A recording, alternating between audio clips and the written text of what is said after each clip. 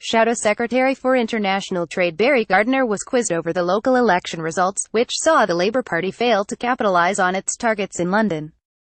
Despite not winning targets like Wandsworth and Barnet, Jeremy Corbyn's party did secure victory in Plymouth, and Mr. Gardiner praised the success of the election. The host Krishna Gurumurthy quickly put the Labour politician on the spot over the results. He said, "You haven't done well, have you?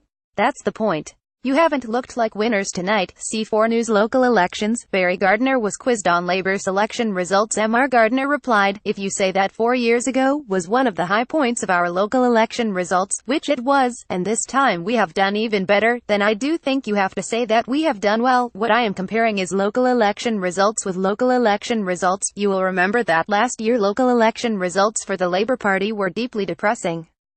They were pretty disastrous, in fact, but we went on to claw back huge swathes of the percentage of the vote at the general election.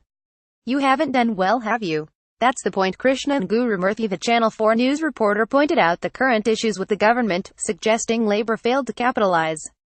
He said, "This was a government that had a series of cabinet resignations and the Windrush scandal, economic bad news and Brexit chaos. This is the best you could do.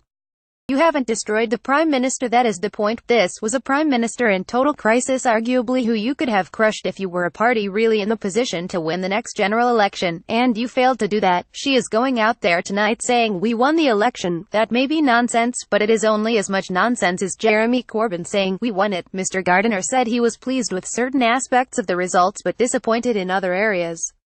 He said, "Let me be clear. I am not saying we won the election, and I am not saying we got all the gains in this election that we wanted to get. What I am saying is it would be foolish to predicate a future general election which may be 4 years away on any single set of local election results. I am pleased yesterday we did well in certain areas, like Plymouth, and Trafford is out of the Conservative control.